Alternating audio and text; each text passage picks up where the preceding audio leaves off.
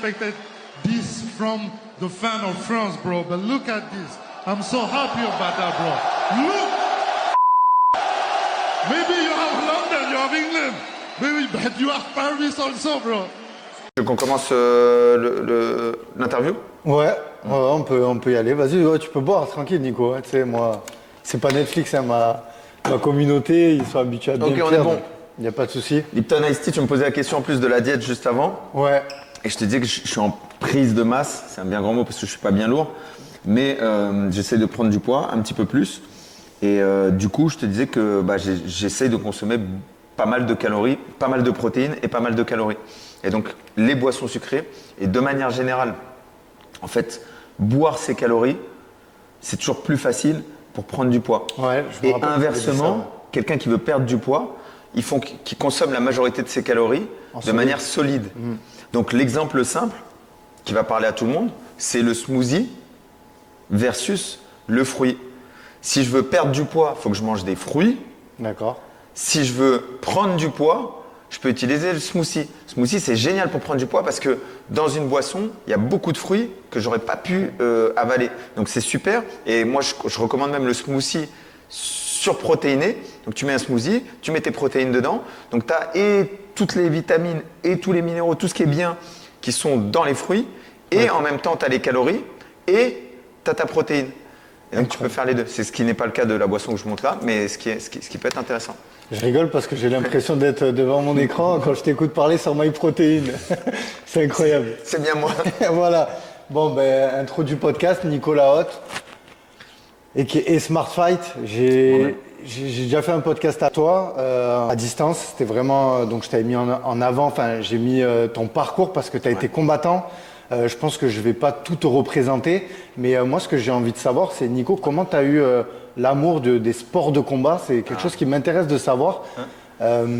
Parce que quand on te voit, alors attention, c'est pas pour assimiler tu vois, le préparateur physique cliché ou quoi, le bourrin du MMA, mais comment ça se fait que tu as été dans le MMA et que tu n'as pas été un préparateur physique dans l'haltérophilie par exemple ou autre chose, tu vois? Moi j'ai l'amour des sports de combat avant d'avoir l'amour de la préparation physique. D'accord. Donc, petit, j'ai mon père qui est fan de boxe anglaise. D'accord. Et donc, on est dans les années 90. Il y a Mike Tyson à la télé. Nous, on a Canal+ à la maison. Mon père, il se lève la nuit pour regarder Mike Tyson. C'est l'époque aussi où ils retransmettent et ils font toutes les soirées sur les 4 fantastiques Hagler, Léonard, Hearns et Durant. Donc mon père, il kiffe ces trucs-là, il kiffe l'histoire de la boxe. Et un jour, il ramène à la maison, je sais pas, je suis petit, je sais pas, j'ai 5-6 ans, il ramène à la maison la cassette de Rocky 3. Ouais. Donc tu vois, Mr. T contre Stallone, donc tu as les entraînements, on a surkiffé les entraînements, tu as la mentalité, l'œil du tigre, etc. Et puis tu as Hulk Hogan, le catch en même temps. Et donc tout cet univers, moi mon père, il adorait ça. Donc j'étais bercé là-dedans, même si lui, c'était pas un sportif, il avait ce truc de il faut faire du sport. Il faut faire du sport, il faut faire des sports de combat, il faut apprendre à se défendre. Donc, j'ai pas commencé par les sports de combat, mais quand j'ai pu faire des sports de combat, j'en ai fait. J'ai commencé par le taekwondo, j'avais une dizaine d'années. Quand j'ai pu faire des compétitions, j'ai fait des compétitions. Et en fait, dans cette démarche moi j'étais fin, j'étais petit, j'étais fin, j'étais pas spécialement athlétique, mais j'étais quelqu'un qui aimait, j'ai toujours aimé gagner. À quoi que je fasse, j'ai toujours été compétitif, j'ai toujours aimé gagner, j'ai toujours fait de la compétition et j'ai toujours aimé gagner. Et donc j'avais ce truc, et j'ai toujours aimé comprendre. Et donc j'avais ce truc de, déjà un petit, comment on peut améliorer les entraînements, comment on peut améliorer sa préparation physique, comment on peut être plus fort, comment on peut être plus explosif, plus endurant. Et chercher à comprendre parce que j'étais pas spécialement doué. J'étais pas plus doué que les autres. Et comme j'étais pas plus doué, il fallait que je comprenne pour arriver au même niveau que les autres ou être meilleur que les autres. Et donc très rapidement, je me suis intéressé à ça. Moi, je me rappelle à 14-15 ans, à l'époque, il y avait Karaté Bushido. Moi, je lisais les revues Karaté Bushido. Et il y avait, à l'époque, c'était Christophe Cario qui mettait des articles dedans. Et ils avaient fait une revue spéciale préparation physique. Donc j'avais acheté, je lisais. Ensuite, quand je descendais dans le sud, j'ai un cousin qui habite du côté de Pézenas, ça s'appelle, du côté de Montpellier, un petit village. Et quand je descendais, on faisait les entraînements ensemble. J'ai toujours engrainé en fait des potes ou de la famille dans des entraînements. Tiens, on va tester les cassettes de basse rutaine.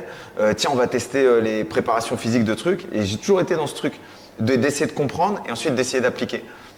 Et il y avait des sports que tu aimais quand même, tu m'as dit le taekwondo, mais est-ce que tu as fait du foot? Est-ce que tu vois, au collège, je voulais parler un peu de ton parcours scolaire. Sportif. Ouais, scolaire. Scolaire. Ouais, t'as fait quoi? T'as passé le brevet, je veux dire. Ouais. Donc moi j'habitais aux Ulysses, j'ai grandi aux Ulysses. Dans le 91, c'est ça? Dans le 91. Ok. Et les Ulysses c'était une grosse ville du foot parce que nous notre époque, génération 98, donc la Coupe du Monde. Dans la Coupe du Monde il y a qui? Il y a Thierry Henry. Thierry Henry c'est un mec qui vient du quartier juste à côté du mien. Donc tous les Ulysses rêvent de devenir footballeurs. Nous ça tape le ballon tout le temps. En bas ça tape le ballon. Le week-end si tu veux sortir c'est foot. Le midi quand on avait une pause c'était foot. Donc j'ai fait 1 million de foot mais jamais fait du foot en club. Mais nous, ça, comme les mecs quand ils disent au Daghestan que tu luttes, quoi qu'il arrive, tu vas lutter. Bah nous, quoi qu'il arrive, tu faisais du foot. Tu pouvais pas échapper au foot. Tu vois, c'était l'activité que tu faisais quand tu avais du temps libre. Et c'est bien que tu me dis ça parce que du coup, les sports de combat quand même t'ont attiré et t'es pas resté au foot quoi. Non. Donc moi, petit, 6 ans ou 7 ans, je crois 7 ans, mes parents ils me mettent à la gymnastique. Ok. Donc je fais 2 ans de gymnastique. Je kiffe, mais tu vois, bref, il y a des petits trucs qui sont un peu compliqués. L'année d'après, j'essaie de faire un sport, le handball, mais en fait, le club, il ferme, etc. Et l'année d'après, je m'inscris au taekwondo, qui était un gros club aux Ulysses. C'était un très bon club, un gros club. Et je m'inscris au taekwondo, c'est chambé, je kiffe, mais encore une fois, le club de taekwondo, il ferme. Et je crois que j'avais commencé les compètes déjà, et il ferme. Il y a quelques années où il est fermé, donc c'est un peu compliqué. Et quand il reprend aux Ulysses, je reprends la compétition. Je suis champion d'Essonne, champion d'Île-de-France. Je fais les championnats de France. Je fais 3e au championnat de France. Et moi, mon rêve de l'époque, c'était de d'intégrer un pôle. Moi, je voulais intégrer un pôle national en taekwondo.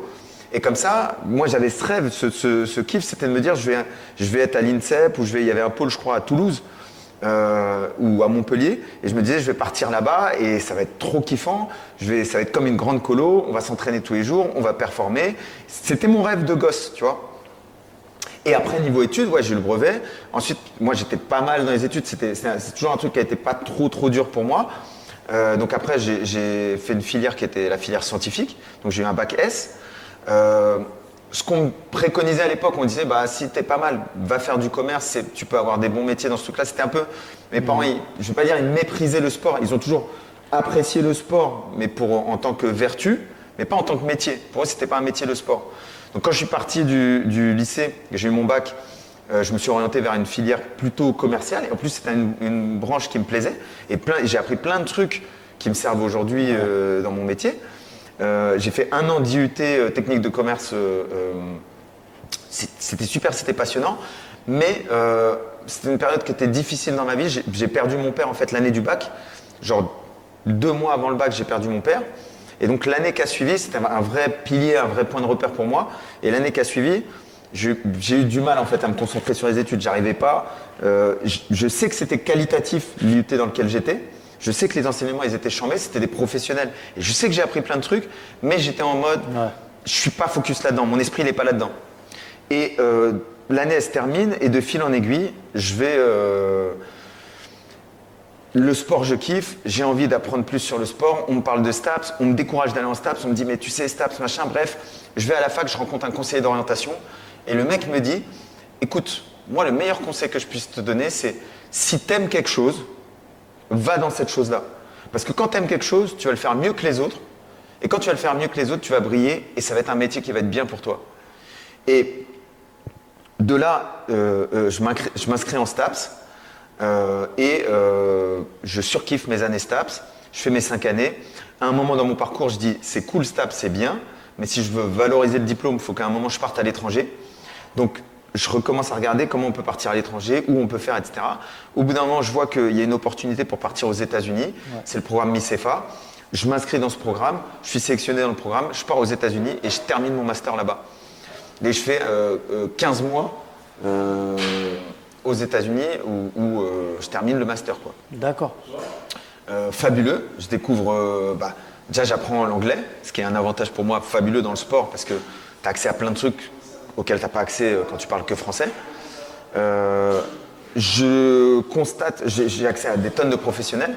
Je constate le sport américain universitaire comment il est. On est dans des infrastructures de fou.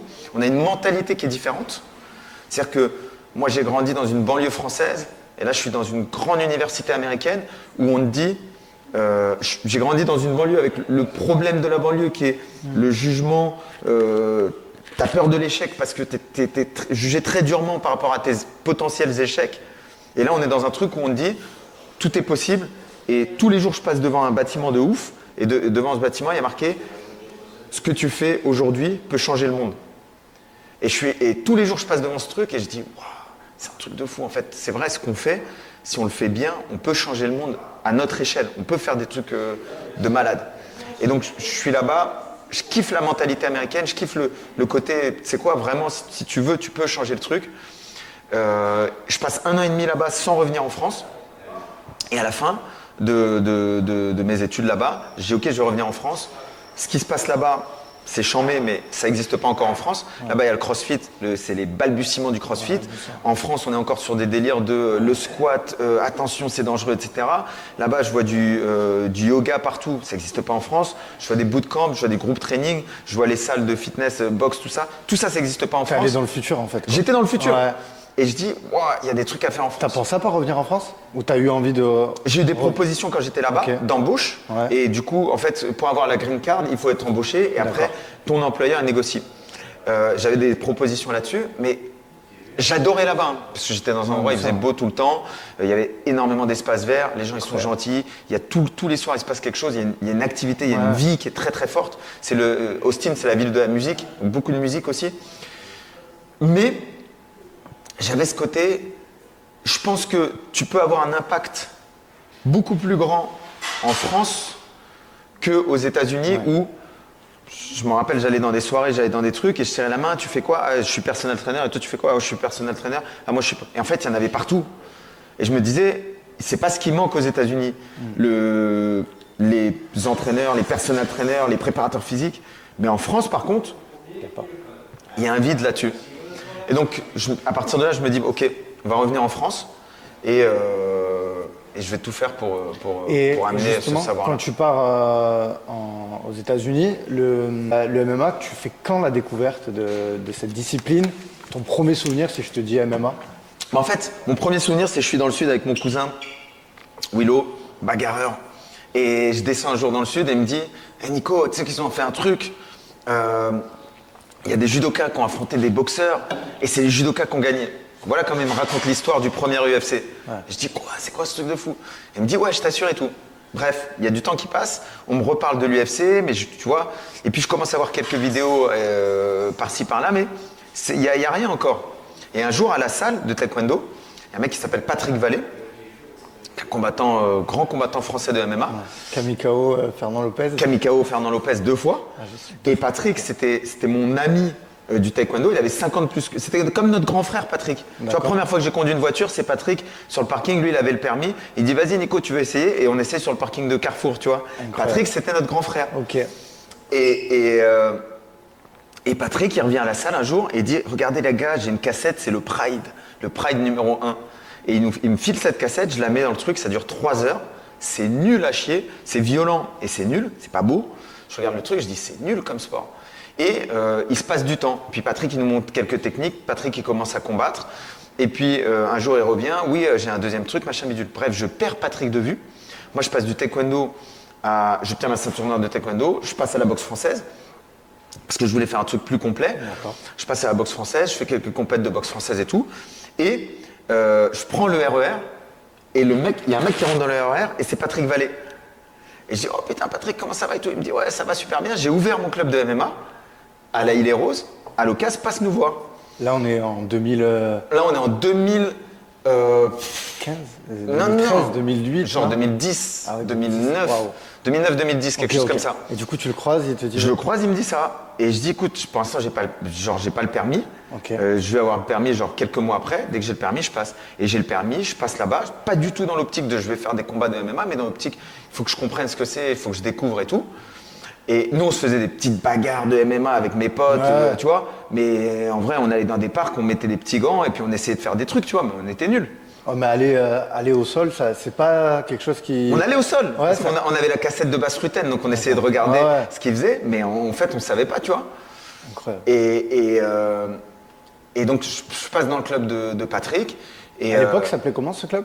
la Fire Team, à La Île-et-Rose. On peut dire que c'est l'un des premiers clubs de MMA en France? ou Non, pas il y avait d'autres clubs bien Ouais. avant. Ouais, il y avait d'autres clubs bien avant. Mais c'était une ambiance particulière, la Fire Ok. Team. Tu sais, c'était une petite famille qui s'entraîne et après qui combat, etc.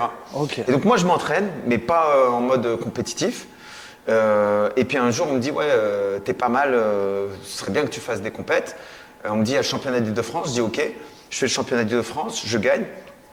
Je fais 2 combats, je gagne les 2 combats. On me dit, ah, c'est cool, il y a un truc dans 3 semaines, tu veux faire? Ou je sais pas, dans un mois, est-ce que tu veux faire? C'est un truc au Havre, c'est un super fight et tout, on va y aller ensemble. Ok, je dis, ok, je vais là-bas, je gagne aussi.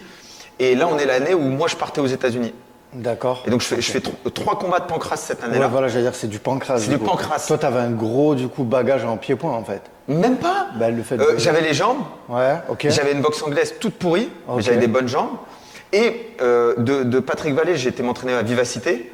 Et j'avais un sol, j'avais des soumissions en fait. Ouais, ok. Et j'avais pas envie de perdre, du coup j'étais agressif. Ok. Et donc je fais mon premier combat contre un lutteur, Timour. Ça va à la décision, mais j'ai failli le soumettre genre 5 fois, j'ai enchaîné les soumissions, c'était ouf. Deuxième combat, j'agresse debout, grosse guerre, enfin pas guerre, mais je l'agresse de ouf. Ensuite je le soumets. Et troisième combat, je l'agresse debout, je le soumets aussi. En fait, en pancrace, je gagnais quasiment que par soumission tout le temps, très rapidement. Après, je vais pas, c'était pas un niveau de ouf, hein. Ouais, bien sûr. C'était les débuts des trucs, quoi. Et tu te préparais aussi à ce moment-là? On se préparait par contre très sérieusement. Ouais. À Grigny, il y avait une équipe et moi j'ai découvert pas mal de méthodes de préparation physique pour le coup. Ce que tu enseignes enfin, aujourd'hui. Enfin, Des j'imagine. méthodes que moi j'enseigne, Ouais, t'as essayé sur toi. que j'ai essayé sur moi et surtout En fait, la méthode Grigny, c'était la méthode boxe française, Mesa H, Richard Silla. C'est la méthode qu'utilise Arnaud Templier, école boxe française. Et donc, c'est la méthode qu'utilise Saladin Parnasse. Des jours thème, Ok. des jours sac, des jours piste, des jours sparring. Et cette classification, c'est la méthode qui vient de la boxe française. Et donc, Arnaud Templier, il a ramené ça à la Hatch Academy. Et nous, dans notre club, on avait cette méthode qui était inspirée aussi de trucs très cadrés. À partir du moment où tu disais je veux fight, il disait ok, il y a 5 entraînements dans la semaine, il faut que tu viennes aux 5 entraînements, on va faire ça, on va faire ça. Par contre, c'était carré et tout, c'était bien, c'était chambé, mais c'était pas du MMA comme on a aujourd'hui. On faisait de la boxe, on faisait de la lutte, on faisait du sol. C'était tout séparé. Mais c'était tout séparé. Il n'y avait pas genre ouais, la boxe, la lutte, c'est comme ça en fait, le truc. C'était pas encore mixé Ouais, tout. bien sûr. Donc bref, je pars aux États-Unis. En France, le MMA, c'est encore un peu mystérieux. C'est genre, c'est bad boy, tu vois, le MMA, c'est. Enfin, Et quand tu pars aux États-Unis, excuse-moi de te couper, Ouais. mais c'est purement pour apprendre des choses sur la préparation physique ou c'est un peu de prendre les deux aussi dans les sports de combat? On sait que là-bas, il y a la Ouais. tradition de la Ouais. lutte. Ouais. Est-ce que tu as eu, tu vois, l'esprit de Moi, dire, j'ai lutté je vais- là-bas. Ouais, tu as été lutter. Ouais. La boxe aussi, je crois que tu as fait des clubs, non? j'ai fait des De clubs de boxe boxe. anglaise Ou c'est après quand tu es retourné? Parce que je sais que tu y es Comme je t'ai dit, retourné j'ai toujours il y fait a de pas la compète. Ouais. Donc moi, quand j'arrive à la fac, il fallait choisir une option en STAPS. Et je choisis option escalade. J'avais eu 20 sur 20 au bac en escalade. Ok. Donc je choisis option escalade. Et je me retrouve dans un truc où il y a un mur de 15 mètres de haut, avec un groupe, c'est pas trop mon délire. Et il faut que je monte ce mur de 15 mètres. Moi, quand je suis là-haut, j'ai le vertige, je flippe. Donc je suis pas à l'aise. Ensuite, il faut aller à Fontainebleau, monter sur des... Et je kiffe pas le délire. Mais nous, on est une classe où c'est escalade, c'est les sports atypiques, escalade, équitation et judo. Et judo, bah, c'est la bagarre comme moi j'ai toujours connu et je kiffe. Ok. Mais sauf que c'est la bagarre, c'est que des mecs qui sortent de pôle. Des mecs ceinture noire, ils ont commencé le judo à 5 ans, ils sortent de pôle, le tatami, que des ceintures noires. Et les mecs, ils me disent, mais Nico, viens faire du judo avec nous, viens. Et moi, j'ai une appétence pour le sol. J'aime bien le sol, j'aime bien les soumissions et tout. Et je dis, vas-y, bah, prêtez-moi un kimono et je viens faire du judo avec vous. Et donc je viens, le prof au début, il veut pas m'accepter. Je te fais l'histoire en cours, mais j'insiste de ouf, je passe par des... En gros, je l'oblige à m'accepter. Lui, il me dit, je vais te mettre une mauvaise note. Je vais t'accepter, mais je vais te mettre une mauvaise note. Premier trimestre, il me met une mauvaise note. Dans mon option, donc le truc qui a le plus de valeur, le plus gros coef. Et deuxième trimestre, comme il voit que je suis tout le temps là, que je me donne à fond, bah, il me met une meilleure note. Troisième, encore une meilleure note. Et en fait, au bout d'1 an et demi, les gars, ils me disent « Nico, il y a une compète ce week-end, une compète par équipe, est-ce que tu veux venir ?» Moi, ça fait 1 an et demi, je fais du judo 2 fois par semaine. Mais on n'apprend même pas de technique. J'arrive, je mets le kim et on fait des sparring, tu vois. Et j'ai la chance que les mecs, ils sont gentils avec moi et ils me fracassent pas. Parce qu'en vrai, ils ont la capacité de me fracasser s'ils veulent. Ces mecs, ils sont vraiment forts. Donc t'as pris ce bagage de Moi, judo je me aussi, bagarre quoi. avec eux, mais j'ai pas de technique, tu vois. C'est pas raffiné ce que je fais. Je me bagarre. Et au bout d'1 an et demi, ils me disent, il y a une compète, est-ce que tu veux faire? Je dis, ok, je viens. Sauf que moi, je suis pas au courant. Quand on arrive, la compète, c'est ceinture de couleur, donc jusqu'à la ceinture marron, je crois, et ceinture noire. C'est divisé en 2 tableaux. Et donc, comme eux, ils sont tous ceinture noire, les mecs, ils vont choper une ceinture noire, et je fais une compète, première compète de judo, véridique, par équipe, avec eux, ceinture noire. Incroyable. Premier tour, je tombe contre les Suisses. Il y avait des mecs qui venaient de l'étranger. On tombe contre les Suisses, le mec il fait action-réaction, Ippon Sayonage, je tombe sur le dos, il m'a direct. Deuxième combat, je tombe sur un mec, un polytechnicien, je fais Yokotom, une sorte de planchette, je prends un Juji Gatame, je le soumets. Donc je gagne mon deuxième combat par clé de bras. Et troisième combat, on tombe contre des Bulgares, et pareil, il me fait même chose, action-réaction. Moi je suis tout tendu comme ça, tout raide, et il me projette. Et donc ça, c'était ma petite expérience de judo. Tout ça pour dire que quand j'arrive à la fac, aux États-Unis, moi je suis là, je veux regarder un peu les sports qu'il y a à faire. Et je vois que dans les sports, il y a lutte. Je dis putain, c'est chambé, il y a de la lutte et tout, tu vois. Et lutte, je sais plus, il y a 2 ou 3 cours par semaine. Et moi, je kiffais la lutte en France. Le club dans lequel j'étais, Vivacité, on faisait du grappling, mais en fait, on faisait beaucoup de lutte dans notre grappling. Donc je kiffais ça. Et je dis, bah ok, je viens avec vous. Pareil, la lutte, je viens, je fais 1 mois, un truc comme ça. Et les mecs, ils me disent, il y a une compète dans l'état d'au-dessus, au-dessus du Texas, qui est... le nom m'échappe, je ne vais pas perdre du temps à retrouver, mais il y a une compète, genre il y a 15 heures on va prendre un van, on va faire 15 heures de route. T'as vu la diff ou pas? Excuse-moi de te couper. T'as vu la diff de la lutte en France à cette époque et quand t'arrives aux États-Unis? Ce qu'il faut comprendre, c'est que moi quand je fais lutte là-bas, je fais lutte dans une division 3. Ok. Donc en fait, c'est les mecs qui savent lutter, mais c'est super loisir. C'est pas du tout NCA, comme tu vois, division 1. C'est une division 3 d'un truc qui est même pas NCA. C'est structuré parce que c'est les US, c'est des beaux tournois, il y a des beaux tapis, il y a des spectateurs et tout. Mais je vais pas t'inventer un truc. Mais sauf que moi j'y vais, les mecs ils surkiffent parce qu'ils disent putain le Frenchie, ça fait 1 mois qu'il s'entraîne en lutte avec nous et il vient faire la compète. Et je crois que j'ai fait 3... Tu fais entre 3 et 5 compètes de lutte quand j'étais là-bas. J'ai dû en ratio, j'ai peut-être fait 60% de défaites, 60-40, tu vois, ou 65-35, tu vois. J'ai gagné quelques combats et j'ai perdu des combats et j'ai perdu plus que j'ai gagné, mais j'ai gagné aussi des combats, tu vois. Donc cool, bête d'expérience, bête de trucs. Sauf qu'ils ont une saison de lutte qui est très courte. Et tout ça pour dire que oui, quand je suis aux États-Unis, il y a la prépa physique qui me passionne. Ouais. Il y a le combat, parce que si tu le vis différemment quand tu es là-bas, déjà quand il y a un UFC, les caries kiffent déjà. Donc quand il y a un UFC, comme en France aujourd'hui, ça commence à se développer, là-bas quand il y a un UFC, nous on a une télé géante, j'habite dans une maison, on est 30 personnes, il y a une télé géante, et quand il y a l'UFC, on paye le pay-per-view, et on se vient tous se poser dans le salon, et on est tous en train de regarder l'UFC. Et c'est une ambiance de ouf. Et l'UFC c'est à 20h. Ou 21h. Donc en fait, c'est la bombe. Tu vois, c'est de la bombe. C'est-à-dire que tu manges ton truc, tu te poses, début de soirée UFC, quand l'UFC c'est fini, tu sors et tu vas faire la fête, tu vas boire un coup, tu vas faire ce que tu veux, tu vois. Donc début de soirée c'est comme ça. Et donc nous, tous les UFC, on les regarde avec une bande de potes là-bas. Donc l'ambiance fait que tu kiffes forcément. Tu vois, la lutte c'est kiffant, l'UFC c'est kiffant, la prépa physique c'est kiffant et le marketing, le fait de se vendre, le fait d'avoir confiance en soi, le mindset des Américains, le fait de dire ils ont une approche qui est totalement différente. Les courses ne se passent pas du tout de la même façon. Tu lis de ton côté, moi j'apprends à lire aux États-Unis. C'est-à-dire que tu lis de ton côté et tu viens en cours pour parler de ce que tu as lu. Quand tu es en France, tu écoutes un prof qui te raconte quelque chose. Là, aux États-Unis, tu viens pour participer. Tu viens pour dire moi j'ai lu ça. Voilà mon point de vue sur ce que j'ai lu. Et l'autre, il dit « Ah ouais, je suis d'accord. Ah non, je suis pas d'accord. » Le prof, il dit « En fait, vous êtes trompé. Le point de vue de l'auteur, c'est ça. » Et donc, une façon totalement différente. Et moi, j'apprends beaucoup sur le mindset. Et en plus de ça, encore une fois, moi j'ai grandi aux Ulysses. On est dans un environnement assez fermé. Ouais. Toute ma vie, là je suis aux États-Unis. On est 30 dans la maison. Sur 30, il doit y avoir 15 étrangers. Il y a des Kazakhs, il y a des Australiens, il y a des Allemands, il y a des Français, il y a des Américains. Il y a des Américains qui sont plutôt républicains, il y en a qui sont plutôt démocrates. Et je me retrouve avec plein de gens de plein d'horizons différentes. Dans la vie de tous les jours, ça n'aurait jamais été mes potes. Mais là, on se côtoie, on apprend à se connaître, on apprend à s'apprécier. J'apprends que, en fait, même si tu es grave différent de moi, tu as des valeurs, ou tu as des choses que tu défends, ou tu as des choses sur lesquelles je me dis, putain, en fait, t'es chambé.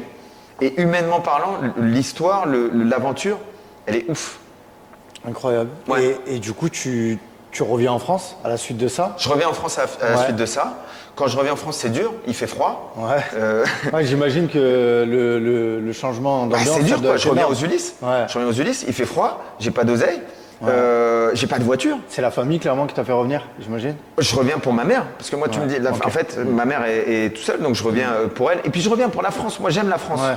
Donc, j'ai kiffé les États-Unis, mais je kiffe les États-Unis quand je peux être en France et je kiffe la France quand je peux être. Tu vois, j'aime bien alterner. Et j'ai toujours plus ou moins depuis mon premier voyage aux États-Unis, qui était, je pense, en 2008, je vais aux États-Unis au moins une fois par an. En général, je vais au moins une fois par an aux États-Unis. Et je sais pas si je vais faire un bond, la connaissance du CrossFight, le MMA Factory, ça se fait pas longtemps après ton passage en. Je rentre en fin 2011, donc début 2012. Ok. Donc il se passe 3 ans avant l'autre tournant dont tu parles là, le CrossFight, ex-MMA Factory, et les championnats du monde de MMA amateur, et déjà en 2013, donc quand je rentre, les choses commencent à bouger. Moi je m'entraîne beaucoup parce que j'ai des objectifs compétitifs. Je fais 2e au championnat de France de grappling où je me fais voler en finale. Moi, mon but, c'était d'être champion de France pour partir au championnat d'Europe, championnat du monde. Je fais 2e. Ensuite, je continue les compètes, etc., etc. Pareil, je fais du MMA, mais je fais des combats de pancrace. Je crois que je fais 5-6 combats de pancrace que je gagne. Mais je ne suis pas passionné par le pancrace. C'est plus, je kiffe le grappling. Mais quand je fais du pancrace, je gagne, ça va. Et du coup, souvent, on m'encourage à faire. Et quand je fais, je gagne aussi. Donc, c'est cool sur le pancrace, je gagne tous mes combats, j'ai 0 défaite en pancrace. Et à un moment, on me dit, il y a un truc, c'est championnat du monde amateur. Est-ce que ça te dirait de faire ce truc? Je dis, ah ouais, ça peut être cool et tout, machin. C'est Lopez qui me branche là-dessus. Ouais, j'ai demandé qui En fait, Lopez m'envoie un message. Ah ouais. Moi, je passais au Factory. Okay. Et Lopez, il m'envoie un message, il me dit, il y a les championnats du monde amateur, pour être précis, voilà ce qu'il me dit. Il me dit, je pense que tu peux être champion du monde, tu devrais t'inscrire. Et en fait, quand il me dit ça, moi, je suis aux États-Unis pour les championnats du monde de les World Nogi, IBJJF. Ouais. Je m'étais concentré sur le grappling à ce moment-là. Je suis aux États-Unis, ça fait genre 6 mois que j'ai pas fait de MMA. Je suis à Los Angeles et je lui dis, écoute, je rentre tel jour. Quand je rentre, je passe à la salle, je viens faire un sparring. Si ça se passe bien, on fonce sur le truc. Si on voit que c'est périmé, c'est naze, je suis tout naze, on lâche l'affaire. Et je rentre, je me rappelle, c'est un mercredi. Et c'était le cours de Yuri le mercredi. Ah, ok. Et Lopez, je le vois, il va voir Yuri et il lui glisse un mot dans l'oreille, tu vois. Il lui dit un truc. Moi, je sais pas ce qu'il lui dit. Il part. C'était censé être un cours de lutte. Lutte MMA, le cours de Yuri. On a fait que du sparring MMA. Il me met Yacine Belhadj. Je sais pas si tu vois qui c'est. Yacine Belhadj, champion du monde de taekwondo. Il a de la dynamite dans les poings, une galère. Il me met Yacine Belhadj, il me met Taylor Lapillus, il me met Damien Lapillus. Et je passe à un sparring qui est dur, tu vois. Et à la fin du sparring, je dis, alors qu'est-ce que t'en penses et tout. Et Yuri me dit, ouais, c'est bon. Pour moi, c'est bon, fonce. Au championnat du monde, on est bon et tout. Il y avait une sélection, je fais la sélection, il y avait un groupe France, bref, je te passe tout ça. Et je fais les championnats du monde de MMA amateur, je finis 3e au championnat du monde. Ouais, et tu as perdu contre justement un combattant qui était le sparring partner de Conor McGregor. Ouais. J'ai son nom, c'est un. France M. Lambeau qui était en finale du tournoi PFL là. Ouais, parce que j'ai regardé justement, je me suis documenté sur lui, j'ai vu qu'il est au PFL maintenant, quoi. Donc, finale du tournoi. Ouais, finale. Donc, très fort, qui était le sparring partner attitré de Conor. Donc ça faisait 3 mois qu'il était à Vegas avec Conor, qui préparait Conor sur la partie pied-point. D'accord. Et je perds dans un combat qui est serré, mais pour moi que je perds plus sur le plan mental que sur le plan technique ou physique. Sur le plan mental, je le perds parce qu'à un moment, je ne crois pas au fait que je peux gagner ce fight. Et je pense qu'à quelques actions près, j'aurais pu le gagner. Mais bon, bref, je perds ce fight. Et quand je rentre, moi, entre-temps, j'avais passé les diplômes d'entraîneur en France, les BPGEPS. J'avais passé un DU de nutrition, etc. Et à ce moment-là, Lopez, il me dit, écoute, j'avais commencé à enseigner aux amateurs au MMA Factory. Il me dit, moi, j'aimerais que tu prennes en main la préparation physique, pas de tous les athlètes, mais de certains athlètes au Factory. Donc, je dis, OK. Il me dit, j'aimerais que tu prennes en main certains cours pro quand je suis absent, etc. Donc, je dis, OK. En parallèle, le Krebs Île-de-France m'appelle. Et ils me disent, nous, on aimerait que tu sois préparateur physique au Krebs Île-de-France pour des équipes nationales ou nationales juniors sur pas mal de sports. Je dis OK. En fait, tout ce qu'on me propose que je trouve stylé, Tu l'acceptes, toi. Je dis OK. J'ai du temps, mais je manque d'expérience. Et là, on me propose des opportunités. Donc, tout ce qu'on me propose, je fonce dessus. Et je suis comme une éponge au Factory. C'est-à-dire que Factory, c'est une usine. Tu as je sais pas combien d'athlètes et de combattants de haut niveau, des combattants pro et tout. Et je suis là et je dis, putain, il faut que j'absorbe tout ce savoir. Donc je regarde Lopez travailler aux pattes, je regarde comment il fait un game plan, je regarde comment il travaille avec Rizlan Zouak, avec Carla Moussou, avec Tonton Mpumbu, avec Francis Ngannou, clairement, avec Michael Lebou. Lebou. Appris de Fernand Lopez, en fait. En fait, dès que j'avais une opportunité d'apprendre, je me posais, je regardais, j'apprenais. Je me posais, c'est-à-dire je restais à la salle, je donnais déjà des cours privés à l'époque. Et donc, si j'avais un trou, il y avait un truc, boum, je me posais, tac. Il me proposait, tiens Nico, est-ce que tu peux donner le cours? Je prends. Tiens Nico, est-ce que tu peux accompagner telle personne en combat? Je dis ok, comment ça se passe? Bah tiens, tu vas faire les bandages, tu vas les faire comme ça, ensuite tu peux faire ça, le game plan c'est ça, voilà, moi je te conseille de travailler comme ça. Voilà.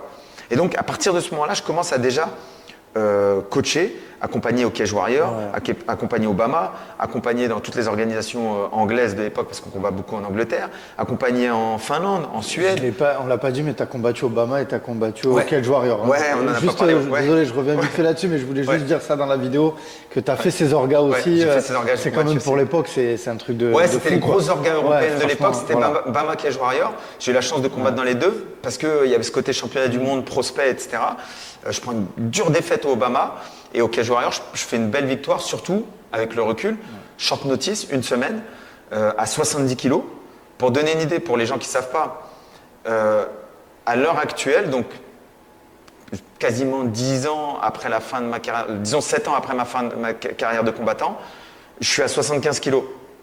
Okay. J'ai combattu à 70 kilos en pro au Cage Warrior. C'est-à-dire qu'en vrai, ma KT, c'était 66 voire 61. C'était plus bas. Largement plus bas. Et je gagne à 70 kilos au Cage Warrior. Donc, belle performance, je suis fier de ça. Et après, je refais un autre combat quelques semaines après au BCMMA et je regagne aussi là-bas. Et du coup, tu me disais, voilà, tu as emmené des gars dans plein d'organisations. Tu as été nommé donc responsable de la performance. Au fur et à mesure. Ça, c'était pas dès le début. Mais comme ça se passe bien sur la prépa physique, que j'aide les gars sur la nutrition, que je développe une confiance chez les gars, je fais le coin de beaucoup de gens. Je coach, à chaque fois que Lopez il est pas là, je prends la responsabilité de coacher le cours pro.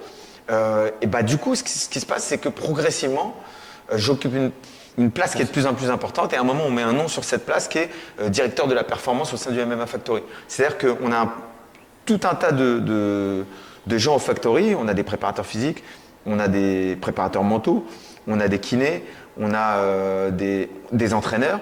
Et moi mon but c'est que chaque combattant quand il va combattre, il ait tout le staff qu'il faut, qu'il soit coordonné pour qu'il soit performant. Donc finalement je fais moins de préparation physique personnellement, mais j'oriente les préparations physiques. Je fais du cornering, mais plutôt du cornering sur le très haut niveau et moins sur les amateurs, sur les premiers combats, etc. Je fais moins de ça et je me focus sur Taylor, Damien, Nassour, tu vois, le gratin de l'équipe, tu vois, Arnold Kero à l'époque. Et voilà comment ça se passe. En fait, tu soulages un peu Fernand Lopez. C'est ça, c'est l'idée. L'idée à la base c'était ça et au final tu as pris une place monumentale dans le MMA Factory. Tu es resté 10 ans là-bas? Je crois, un peu plus? Non, je suis resté 6 ans. 6 ans? Ah, j'avais. En fait, c'est marrant, le parallèle Factory Krebs, j'ai commencé en même temps le Factory que le Krebs et j'ai arrêté en même temps le Factory que le Krebs. C'était deux chapitres qui ont été deux tournants de ma vie. Et je les ai commencés en même temps et je les ai arrêtés en même temps. Et moi, justement, je voulais parler de ça. Est-ce que ça n'a pas été dur d'arrêter quand on voit le MMA Factory, la place que tu avais, les athlètes que tu côtoies, que tu as côtoyés, est-ce que ça n'a pas été dur? J'imagine qu'en plus, il y a de l'affection qui se crée avec tout le monde. Ça n'a pas été un choix difficile pour toi de partir de là-bas? C'était dur, surtout comme je te dis. J'étais dans une zone de confort. Mais j'ai toujours fait ça dans ma vie. C'est-à-dire que j'étais aux Ulysse, j'étais aux US. L'endroit où j'étais aux US, je n'y avais jamais mis les pieds avant de dire je vais y passer 15 mois. C'est-à-dire que j'ai fait A, j'ai fait B directement. Quand je me suis mis à mon compte, quand je suis revenu en France et je me suis mis à mon compte, j'ai arrêté de travailler pour des gens, 2013. J'ai fait directement, je me mets à mon compte totalement, 100%. Quand j'ai fait Factory Crêpes, j'ai fait Factory Crêpes 100%.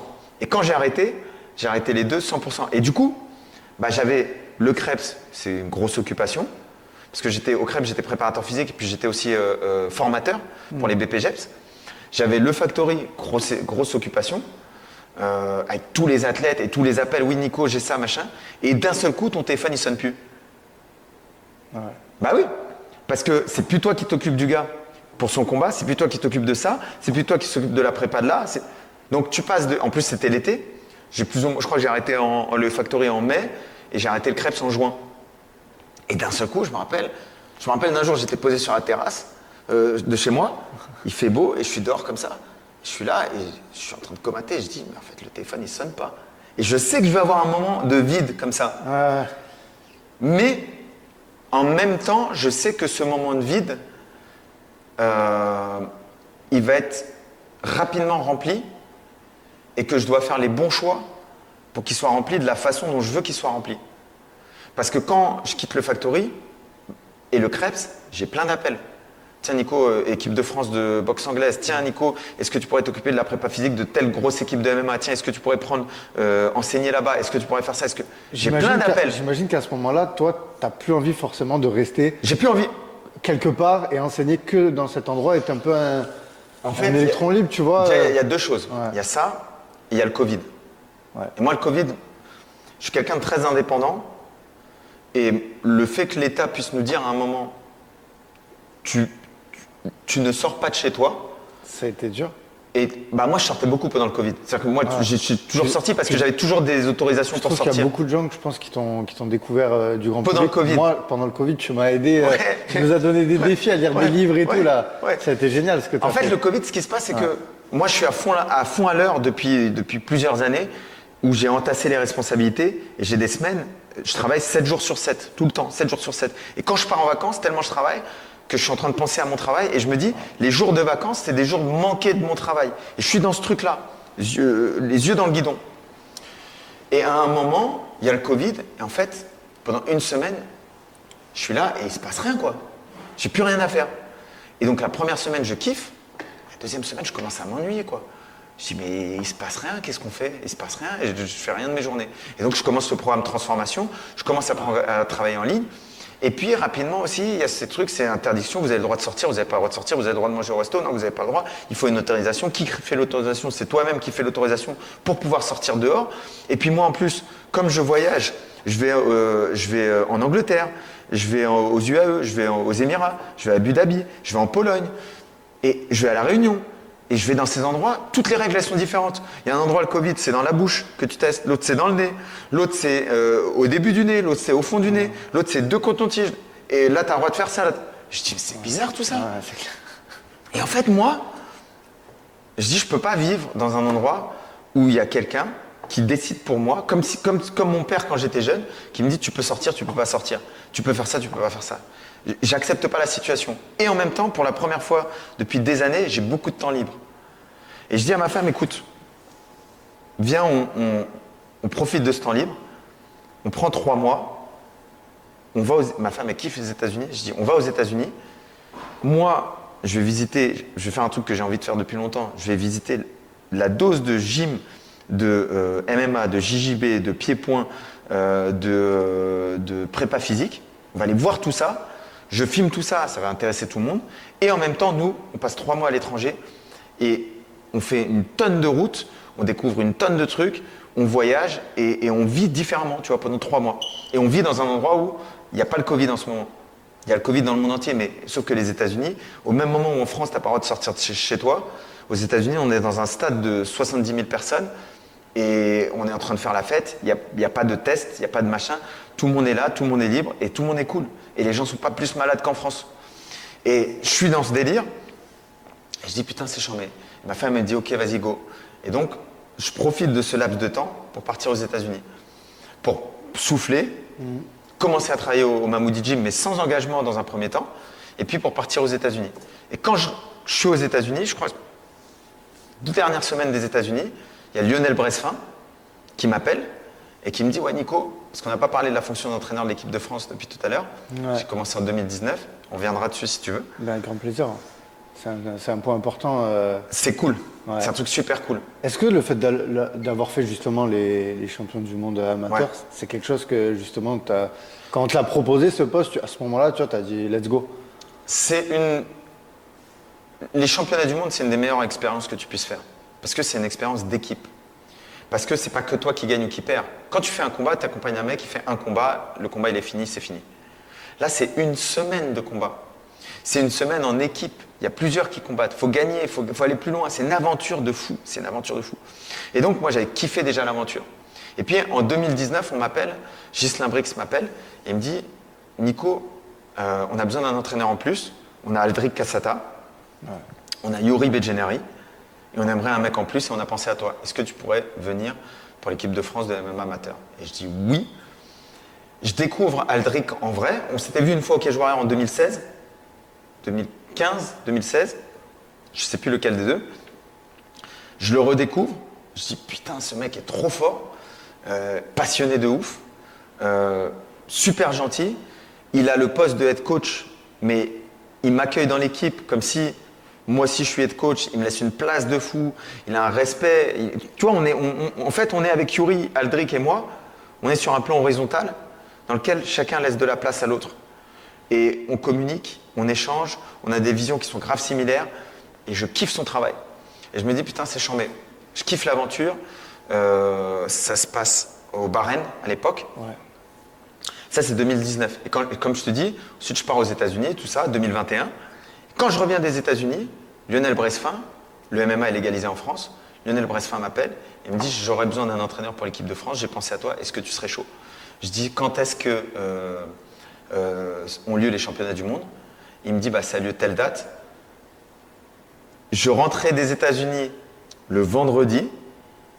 Le samedi matin, je suis rentré le vendredi soir des États-Unis. Et je suis rentré de la côte ouest des États-Unis, San Francisco. Okay. Je ne sais pas combien d'heures de vol.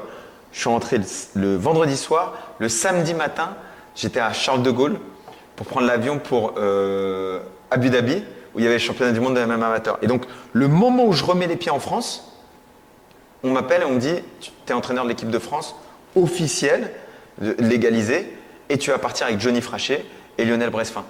Et Johnny, moi je le connais depuis longtemps, toujours respecté son travail, très qualitatif. Là, je le découvre en tant que, on est coach ensemble, je kiffe.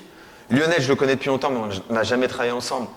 Pareil, un mec super carré, avec une vision super intéressante, je kiffe. Et on part à Abu Dhabi et on fait le championnat du monde ensemble. Et ensuite, l'équipe Christophe Dafreville nous rejoint. Bête de délire entre moi et Christophe, bête de vibe, c'est mon coloc de chambre. Super énergie, tu vois, c'est un mec qui est super cool, qui positive tout, qui t'envoie une bête d'énergie et qui connaît le haut niveau du judo. Et donc, il fait plein de transferts avec le haut niveau du judo. Et donc, on se retrouve avec Chris dans cette aventure. On se retrouve avec une équipe de tueurs, Nel, Mathilde, les frères Prigent, ils sont exceptionnels. Ensuite, Delphine qui nous rejoint dans l'équipe de France. Ouais. Et puis, tout le reste. Et depuis 2022, il me semble, c'était début 2022, bah, championnat d'Europe, championnat du monde, championnat d'Europe, championnat du monde, championnat de France. Et voilà le kiff avec l'équipe de France, quoi. Et tu parlais de la légalisation du MMA. Ouais. Toi, du coup, tu es une personne qui était concernée par cette légalisation parce que c'était ton travail. Ouais. Comment tu l'as vécu et surtout jusqu'à aujourd'hui? Parce que j'imagine que tu vois les bienfaits de cette légalisation et que les fruits commencent 3 ans après. C'est simple. On a des combattants à l'UFC, voilà. On a des combattants je pense à Delphine, qui ont terminé en finale. Toi, qu'est-ce que tu fais le bilan un peu de cette légalisation en 3 ans après là? C'est ça, simple. 4 ans après, pardon. Il y a un truc qu'on appelle, en anglais, on appelle ça être mainstream. Mainstream, c'est-à-dire que tout le monde connaît. Aujourd'hui, le MMA, c'est devenu mainstream. C'est-à-dire que si je parle de Cédric Doumbé à mon beau-père ou ma belle-mère, alors peut-être pas Cédric Doumbé, mais je parle de Cyril Gane. Cyril Gane, mon beau-père, ma belle-mère, ils les connaissent. Ouais. Ils le connaissent. Ma petite nièce, elle est fan de Baki. Tu vois, on voit un message, quand tu t'entraînes avec Baki ou quand tu passes à la salle, tu vois, elle est fan de Baki. Je lui envoie une photo avec Baki, elle est toute contente, elle montre ça à ses potes et genre elle frime à la cour de récré, tu vois. Lourd. Et ouais, c'est devenu mainstream. Là, aujourd'hui, tout le monde connaît le MMA. Et donc, il y a un respect par rapport à ça qui est beaucoup plus important. Il y a énormément d'événements en France, c'est magnifique. Le niveau, il explose avec tous les événements qu'il y a. Tu vois, le niveau des amateurs aujourd'hui, ils arrachent beaucoup de professionnels il y a quelques années. Donc, le niveau, il explose. On a, encore une fois, mainstream, des organisations comme Ares. Tu vas à Ares, tu as des petites nanas, elles ont 25 ans, elles ont 30 ans. Elles ont décidé de passer un jeudi soir cool avant, comme je te disais tout à l'heure, avant d'aller en soirée ou avant de. Eh ben, Arès, c'est une sortie on va passer une petite soirée. Pas des mecs qui sont fans de bagarre. Je parle de petites nanas parisiennes ou mecs sortis de bureau. On va se faire un Arès et ils vont regarder Arès. Et ça, c'est l'accès du MMA au grand public. Ça, c'est magnifique.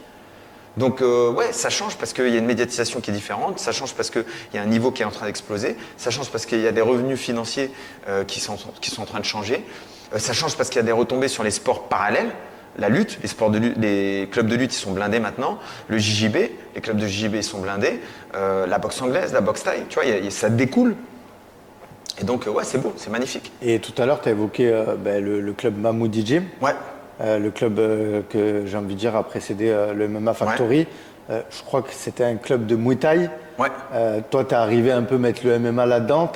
Je ne vais pas dire révolutionné parce que c'est une salle déjà où il y a de la performance. Il y a Elias qui est allé au One FC, Brice Derval. Voilà, j'en oublie beaucoup. Mais toi, tu as ramené ce truc MMA là-dedans. Ouais. Est-ce que, j'ai envie de savoir, la famille Mamoudi, ils t'ont dit non, ici il n'y a pas de MMA, c'est que du Muay Thai? Non, au contraire. Au contraire? Alors, moi je travaille avec les Mamoudi depuis longtemps pour Elias. Okay. Pour la prépa physique, pour la nutrition, ça fait longtemps qu'on travaille ensemble. Et puis il me disait passe. Et puis quand je suis parti du Factory, c'est vrai que comme on disait, il y a un moment, tu as un trou. Et puis Nico passe, il n'y a pas d'engagement, passe, il y a Elias. Elias, il a envie de se familiariser avec le MMA, travailler avec Elias, etc. C'était ça le projet de base. Et donc on a commencé à travailler avec Elias. Moi, j'ai déjà énormément de reconnaissance envers Mamar et Nourdine pour l'accueil qu'ils m'ont fait. C'est-à-dire qu'ils m'ont dit tout de suite, t'es chez toi, à la salle. Et ça, moi c'est des trucs qui comptent pour moi. Ça me fait chaud au cœur. Donc déjà, énormément de reconnaissance sur ça. Et puis ensuite, Mamar, il m'a dit, moi, je veux qu'on développe une section MMA. Et donc, le matin, on va faire une section MMA, on va faire comme ça, etc. Et donc, c'est là qu'on a démarré cette section MMA. Et donc, c'était une section qui était uniquement MMA à la base, avec 1 ou 2 kickers. Et puis, c'est marrant parce qu'il y a eu un développement parallèle. Il y a le MMA qui a pris une ampleur. Puis en même temps, il y a des kickers avec le parcours de Barbeau qui sont venus. Et donc, il y a eu cours de MMA qui est monté, cours de kick en parallèle. Donc, les deux étaient réunis qui sont montés. Et tellement qu'à un moment, on a divisé les 2 cours, tu vois, pour que ce soit possible. Alors, on a une partie de cours en commun et on a une partie de cours qui n'est plus en commun. Mais à la base, tout était commun et là, on a divisé. Et l'idée du Mamoudi, moi, du cours que je donne au Mamoudi, c'était de dire, on prend Kenji Grillon, champion du monde de karaté. On prend Yassine Bouganem, champion du monde de boxe thaï.